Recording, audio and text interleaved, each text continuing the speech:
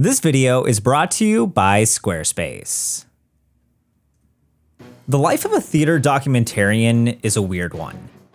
For years, we've talked about everything from musicals where people wore roller skates as trains, all the way to tales of famous authors getting booed out of Atlantic City in the 1920s.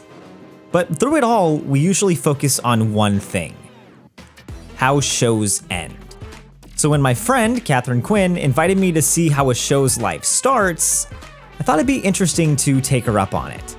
And that, friends, is how I flew across the country to see the US premiere of Ride at the Old Globe in San Diego. All with one very big catch. I went in knowing practically nothing about it. Though it's branded as a new musical, the journey of Ride goes back years to a small theater underneath a London tube station.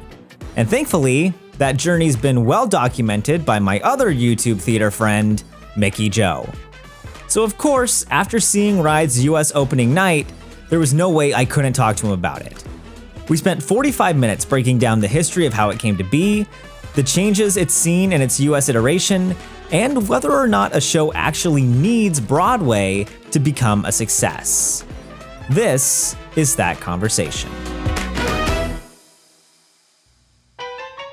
Extra, extra, read all about it. Squarespace, the marvel of the modern age.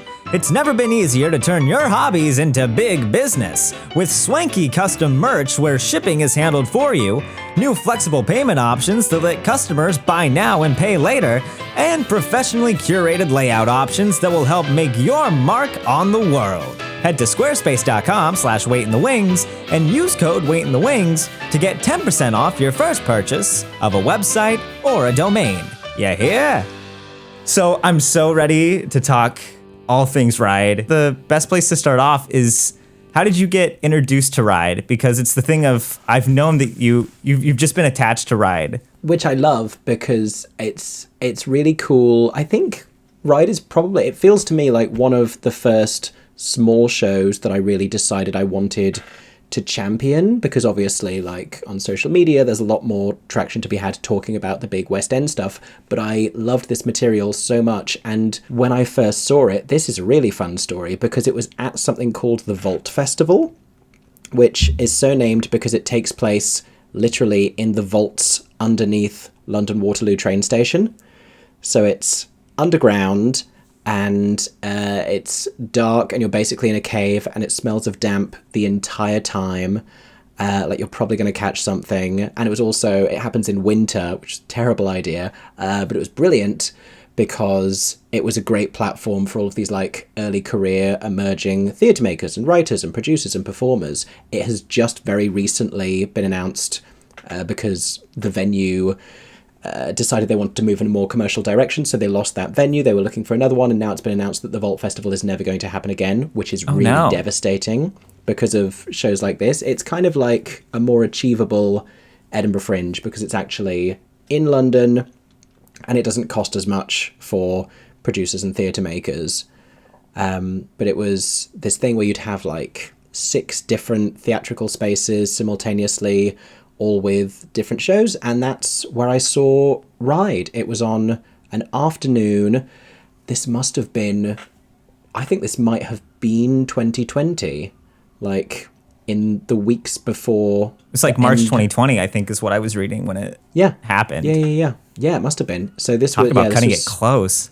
Yeah, and to say, I mean, the show has evolved in many ways. It didn't really have much of a set. The measure of how much I enjoyed this material is, and if you don't know, it's all about a woman named Annie Londonderry who cycles around the world on a bicycle. They didn't have a bike in that first version of the show. It was set up like an office that she'd walked into, and so she had this old-style wooden spinning desk chair, and she would kneel on that and push off against it and travel across the space when singing Ride.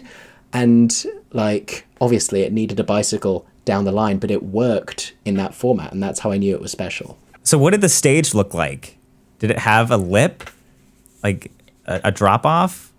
It was like an amphitheater kind of a setup at that point in the vaults. It was just like a little playing space, and we were all raised up higher than it looking down on it around sort of like 3 sides, like in a semicircle. And how many people were in the cast at that point? Was it 2 people or was it just 1? It was 2 people in the cast. So yeah, it was still, and that's remained the same. Like they've added covers and stuff through various points. The next time I saw it was they did a staged workshop reading kind of a thing as we were coming out of the pandemic, but it was still like, if I remember correctly, socially distanced theatre going, and like mask requirements and like showing negative COVID test results and things. And then it was a different cast, but it was in a West End theatre, and they might have had a bicycle by then, but it wasn't the version of the set, and it wasn't the production that you've now recently seen. That came later at the Charing Cross, which is where you saw Rebecca in London. I know, like, what a strange coincidence of overlap. What did the set look like at Charing Cross when it was going on? Because I know that when we talked about Rebecca, that was one of the things that we felt was less than perfect with it, was that the set left a lot to be desired. So yeah. I'm just wondering what the reputation for Charing Cross is with the sets. It's very changeable from one production to the next, but what they did for a long time is they reconfigured their space. You've only ever seen it in a very traditional proscenium end-on staging. For a long time, they had a lot of productions where they did it in traverse. And so where we were sitting for Rebecca was in the middle of what became the playing space, with more seats added on the other side. So when George Takei came over here and did Allegiance, that was in traverse. And for Ride, they used, if you imagine, the back half of that traverse seating, and they put the stage in the middle, but just had no one behind it. So it was that same set design, more or less, that you recently saw, exactly the same.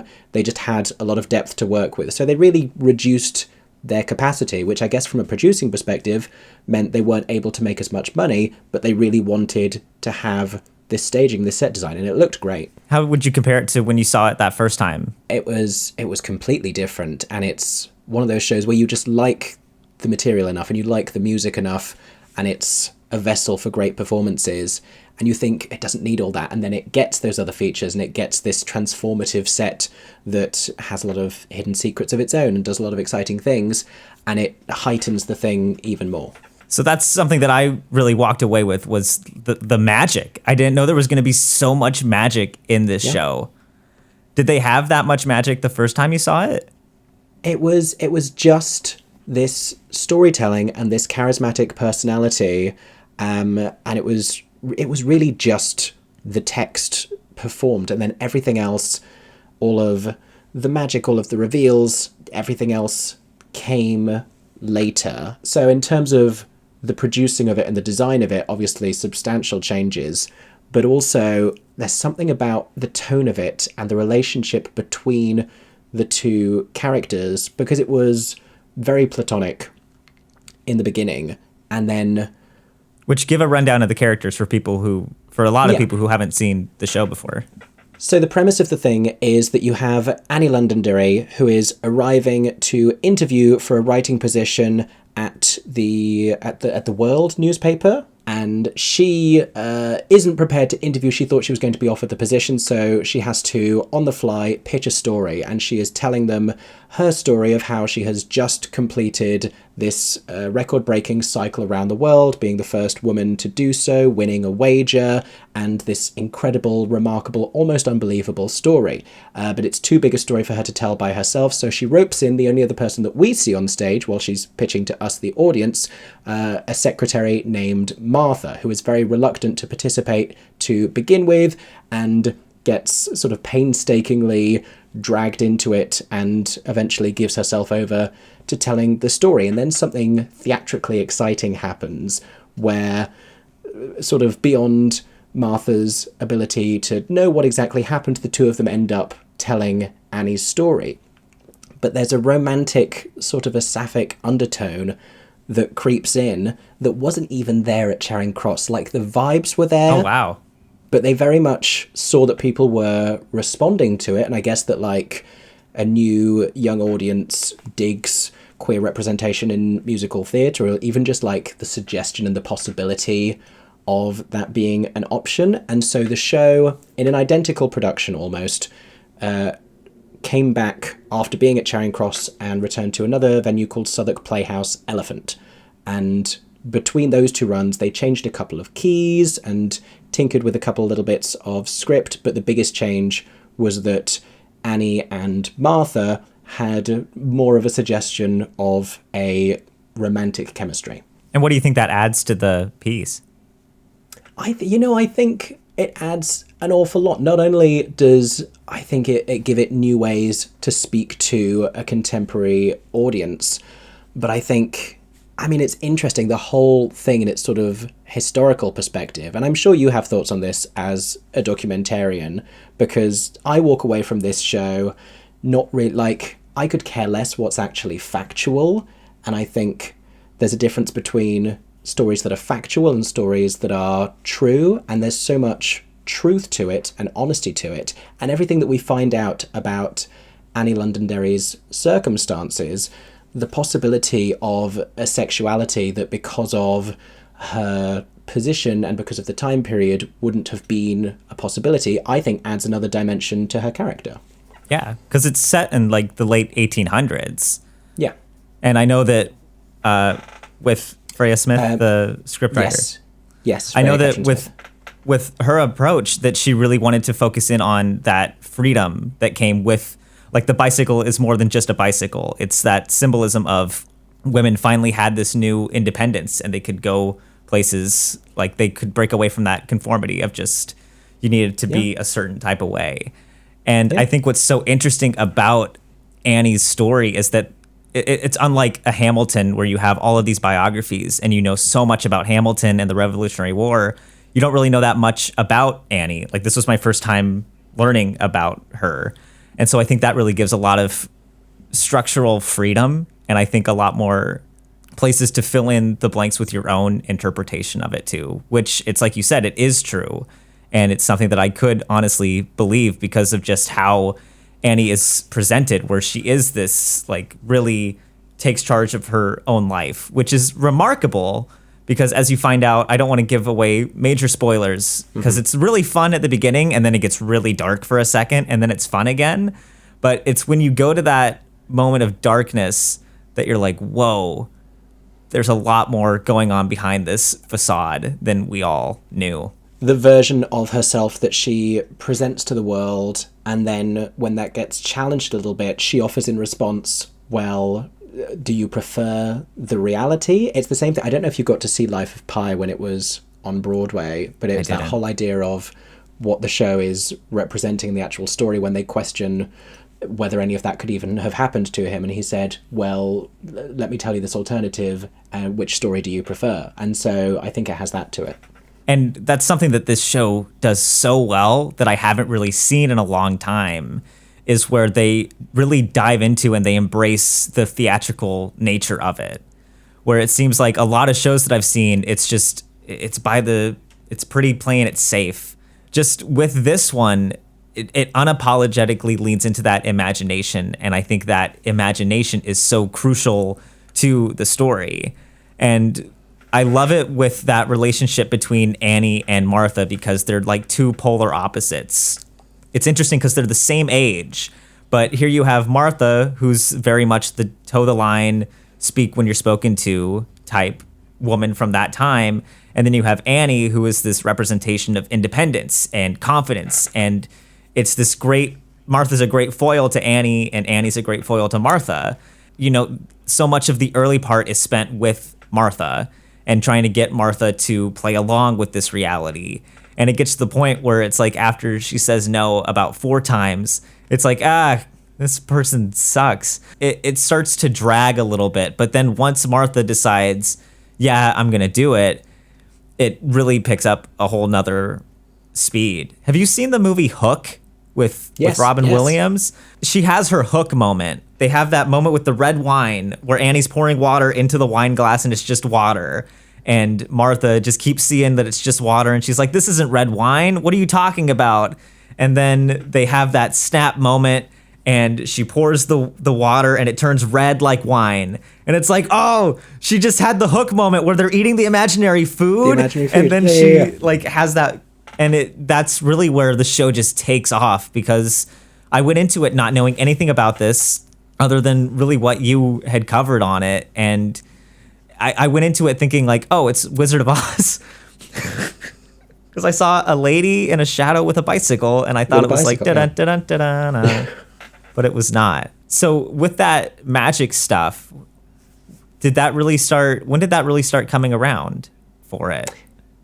That I think was a fixture that only really emerged in the Charing Cross, which was the first time that we'd seen the show fully staged. And so whether that was something they knew they always wanted to incorporate, whether it was something that came with, the storytelling nature of the show and the inherent theatricality. And going back to what you said, I think there are a lot of shows that end up on a stage because it makes good commercial sense for them to do so, but not every musical I see justifies its own theatricality. Like, why is musical theatre, why is theatre even the medium by which this story ought to be told? And that is unquestionable for Ride because it is so inherently theatrical. It's small scale and it's intimate, but it has this theatricality. And the through line of most of the things I've ever really loved in the theatre is just good storytelling. I just like being told stories, and that is what this is at its core. Yeah. And it doesn't feel forced. The spectacle and the magic of it doesn't feel forced. Yeah. And I think they do a good job with the restraint, too, of it's not just, here's everything we have right at the beginning. It really is, it's little like sprinkling it here and there. And then near that custom song is where it really just blows up. And you have the dancing skeletons. And did you have dancing skeletons? We did not have dancing skeletons. You didn't have dancing skeletons. We didn't have dancing skeletons. How many people are in your cast, or are they just like? It's two. No, it's so fun because it's like they open up a crate and there's just a skeleton in it, and then it starts dancing. You didn't have dancing skeletons. I'm flying to San Diego right now to go and see. I feel like I've spoiled a big thing of it. Spooky, scary skeleton. I mean, I can absolutely understand where that would come into it, but I'm also outraged that we didn't have dancing skeletons at Charing Cross or Southwark Playhouse. What did your set look like? How did your set maneuver there? So it's this whole wall of cupboards and bookcases at the back with this map in the central part in the middle at the back. Did they ever like open up and big things come in? Yeah. Okay. But no dancing skeletons. No dancing skeletons. What a bummer. Maybe they're like, do you know what Americans really love? Dancing skeletons. Specifically, that seems like a California thing. Yeah. It's like, do you know the band Oingo Boingo? I do not know the band Oingo Boingo. I was going to say it's a big American band, but it definitely is not. You know the guy who wrote the theme song for The Simpsons? Yes. And like Nightmare Before Christmas? Yes. So he had a band called Oingo Boingo. As in Danny Elfman? Danny Elfman, Yeah. and he was the lead singer. Sure. And so they had this is a tangent that's gone way off track, but basically they had a song called Dead Man's Party, and they loved skeletons in it. Sure. How big is the Old Globe in San Diego? Is that like maybe the biggest theater the show has ever played at? Oh, it is, yeah. Because it's interesting. Matt Powell, who did projections for Rebecca, also did projections for Ride. So we met at the after party, and I was like, Matt, what are you doing here? Like, what a small world. But when I was talking to them, they said that this is the biggest stage that it's played at. So it's interesting to hear this because, especially for you, who you've seen it back when it was that really bare bones compared to now. Like, I mean, if you can get to San Diego within the next few weeks, if you can do a cross-country flight. Don't tempt me, Brendan. Yeah. Everyone drop a comment and say, go see it. Then we'll let you know. Because it is... I really thought about it. And also, I'm desperate to go to that theatre because it's where Into the Woods premiered. Is it really? Yeah. Into the Woods premiered at the Old Globe in San Diego, I believe. Again, someone's going to fact check me in the comments if I'm not right about that. But, like, that's the greatest musical theatre love of my life. So it would feel like getting to see Ride there would be like introducing my new musical girlfriend to my musical dad, is what that would feel like. How do you think having that two-person cast and no other characters how do you think that either benefits the show or is a hindrance to the show? I like that. I mean, I think it gives it a really great impetus to commence because it situates us as part of the story. And I think if you were going to have male characters on stage playing the male roles, because that's principally who is really missing and who has to be performed by those two members of the company, it would feel less like a female-led and centric story. And so I like that it just gives them the space to tell that by themselves, and for Annie to truly claim every inch of her own narrative, and then have, like I said, this subplot, this sort of romantic moment where Martha is technically playing a man who Annie encountered. And so you have the romance they're portraying on the face of it, but then what that means underneath the surface, which back in Charing Cross was just like a sort of an artificial sapphic implication, and subsequently they've leaned into it and they've been like, well, what if that actually meant something, and what if the weight to what you're seeing in their interaction here is actually because of a legitimate chemistry between the two of them. It does what I love theater to do, which is that they don't give you everything, and they let the audience fill in the blanks.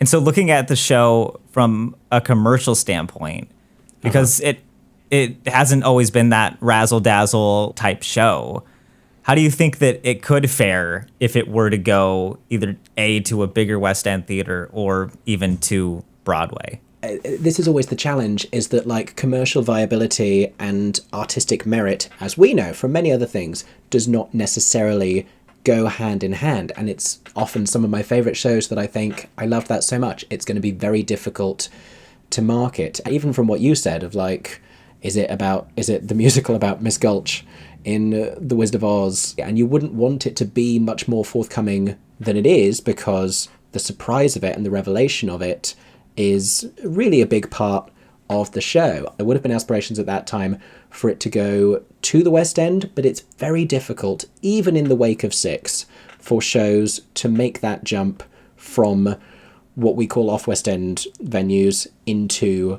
the commercial West End. And there are very few theatres sort of a small enough scale that would be able to sustain a show like that. What I think is better about New York is that there's more viability in the off-Broadway sphere. And I think a lot of the time I spent watching this show, I was thinking, this feels inherently like an off-Broadway show. I feel like there are a handful of spaces that it could do really well outside of Broadway in New York. That's exactly the same thing I was thinking, where I think it's just with where it's at now, because it's not early on in its process, but as far as getting a show to Broadway goes, it's in the middle. It's not quite there yet. Off Broadway, New World stages, I could see it killing. But I feel like it's more at, if you relate it to Great Comet, it's like it's at Casino in the Tent, and they just need a couple more runs to really get it to where it could be on Broadway. Yeah. It would be a very hard sell, but I think there's a way that you could do it. If anything, this is something that I was talking to Catherine Quinn, who was the assistant director on this. It's something that she said that I was also thinking while sitting there in the theater is, if it did go to Broadway, I think the only theater that could really house it to where you get that intimacy, but then also that dynamic staging, is Circle in the Square. But if you keep that budget reasonable, you could recoup, and I could see it doing kind of what Fun Home did, where it ran for a good amount of time, and then it went on to dominate regionally. And oh my gosh, for schools and competition pieces, this thing is filled with them. I mean, the score is one thing we haven't spoken about, and it is really fantastic. It's not only filled with earworms, but the entire character of Annie Londonderry is such it's a really fantastic meaty part, and Martha is in her own way as well. And it's really interesting seeing the balance of likability and charisma shift between the two of them. So it could absolutely, commercially speaking, go on to be a star vehicle for two performers. I think a lot of what people loved about Newsies, they would, like I always say, if you enjoyed Watch What Happens, the song that Catherine sings in Newsies, and that was really popular back in the day when that show was on Broadway. I'm like, if you loved that 5 minutes of that show, you will love Ride, because it's exactly that same vibe. How would you describe the score? How would you describe the sound of it? Because this is something that Juliana and me kept going back and forth about how would you describe the sound? It's bangers. Turn of the century vibes with a loose contemporary feel that still allows it to feel timeless. Even in the slower songs, what's really clever about the writing of it is there's a sense of momentum and propulsion that feels like the musical equivalent of riding a bike. There is so much forward movement throughout in this score. This very sort of sparsely orchestrated duet where there's beautiful harmonies and they sing 10,000 miles away from Boston. Even that in the underscoring and in the arrangements and in the orchestrations has so much forward propulsion in it. It's not musical theater-y. There were moments where it was kind of folky, where you've got some folk vibe to it. And then there's some not really like hard rock, but it's like what you said with that momentum. It's just such an anomaly score that I can't really, like, Shucked I could describe, it was country. Moulin Rouge, it's like that pop, but Ride is just so individual in its sound. It's just really great. Just everyone go and listen to Ride and go and listen to those songs, because you don't really get, the good thing about listening to that cast recording is you don't really get that many spoilers just from listening to the music. So you get to enjoy that first, and then you'll go and see the show and it will open itself up to you literally in new ways. It will literally open itself up to you. You really only know about the bike. That's really all you go into it knowing. You have to really like bikes. Which, funny fact, I didn't know this before, but it turns out that I have immense anxiety for things with wheels on stage. Okay. I was so stressed this whole show anytime the bike came out. I was like, oh my God, they're going to drive this off into the crowd. But it wasn't just the bike. It was when they had the rolling, because the rolling chairs do make an appearance. Yeah. They do roll around on the chairs. And I was like, slow down. Please slow down. It's like, what have they ever wrecked the bike? Not that I am aware of. I'm trying to remember if when they did it in a West End theatre for like a week, that workshop version in the middle, I think there was a bike at that stage already. And I think that was where I remember being nervous about the bike. But because I get that in certain situations, I also think it's hilarious you describing yourself as being in an audience of older theatre goers and you're the one who's like, slow down, you darn musical theatre actors. They were making sharp turns. I'm like, you're going to fling it out. But I guess the last question I have with Ride is, do you think that it actually needs a Broadway run? Or do you think it's good with where it's at and just going around regionally, kind of like Ride the Cyclone is doing? I'm really glad you asked me this, because I think other than everything that Broadway offers and the Tony Awards of it all, I think not everything does need to aspire, because not every story is suitable to be told on that bigger stage. And on Broadway, not everything needs to be a Broadway show. There are a lot of shows that I've seen on Broadway that think this probably would have worked better in an off-Broadway space. Then you see some stuff off-Broadway and you think, yeah, this is absolutely going to go to Broadway, but I don't think that needs to be considered an inevitability. And I think the smart thing to do, producing-wise, is to take a show off-Broadway, and if the momentum then appears subsequently that justifies that step up, then fine. But for something that is telling a smaller story that, you know, begets more of a theatrical intimacy, then the authentic thing to do is to produce it on that scale. If you want to follow more of Mickey Jo's Ride the Cyclone, I almost said Ride the Bicycle, story, check out Mickey Jo's YouTube channel. You've got a ton of videos on it charting its course. I reviewed the Charing Cross one. There's a fun one of me, like I said, reacting to the cast recording. There's probably a couple more in there as well. Go search Ride, and I'm all over it. And if you've liked hearing our banter here, imagine what it was like when we had to talk about Bad Cinderella. Click on this video to learn more about that train wreck and to figure out why we've been joking about glass asses.